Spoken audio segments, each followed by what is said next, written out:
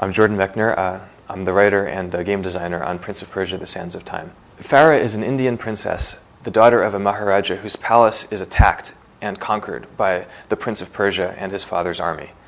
So she is captured and taken back to Persia as a slave girl, along with treasures looted from her father's palace. So Farah has a lot of reasons to hate the prince, because in fact, in some way, he is responsible for the destruction of her world. And Farah is the only other person besides the prince to survive the cataclysm when the sands of time are unleashed from their hourglass. And Farah survives because she wears a medallion that, like the prince's dagger and like the staff carried by the evil vizier, protects them from the sands of time. So they're the only three people who are not transformed into sand creatures by the sands of time. At its heart, Prince of Persia is a one-player action-adventure game. And our most important objective was to create the most perfectly controllable, fluidly animated Prince of Persia for the player to control. So for that reason, we didn't develop other playable characters, things like that. You know, you're always playing the prince. But at the same time, we wanted to add humanity to the prince and to the world by not having the prince always playing alone through these empty environments. We felt that that could get just unbearably lonely in the course of 20 hours of gameplay.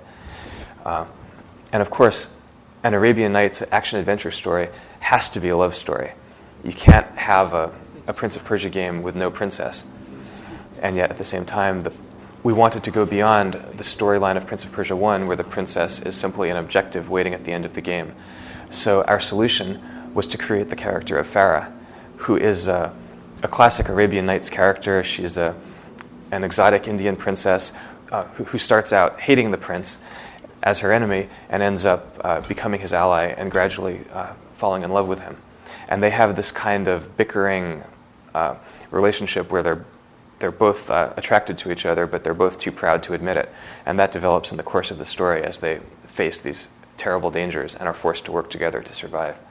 Another way to look at the character of Farah is that she's really in some sense, the progenitor of Farah is not the princess in Prince of Persia 1, but the mouse, the little white mouse where the prince gets himself stuck at a certain point. He reaches a gate that he's got no way to open. He thinks he's played the level correctly, and just as he's about to give up, the white mouse comes through the bars of the gate, steps on the pressure plate, and allows him to continue. So Farah has different abilities from the prince. She has a bow and arrow. She's good at archery. She doesn't sword fight. She can't run on walls and do a lot of the acrobatic things that the prince can do, but she's also quite agile in her own right, and because she's more slender than the prince, she can actually fit through narrow cracks that he can't fit through. So in that sense, the two of them, with these complementary abilities, are able to get through levels that the prince would not have been able to get through by himself. The prince evolves in the course of the story from an innocent prince to a stripped-down action hero, and the relationship between Farah and the prince evolves as well.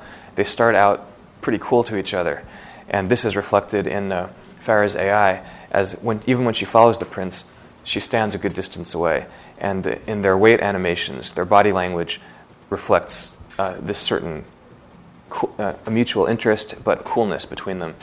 As they go through more adventures together and they share these dangers, they become closer. And this is developed through dialogue and through the cinematic scenes that advance the story, but also it's expressed in the gameplay. In Farah's AI, she reacts to the things the prince does, and as the game progresses, we see that Farah and the prince develop their rapport becomes closer. And by the end of the game, Farah and the prince are really playing together, cooperating in sync, two people who really trust each other and have come to care for each other.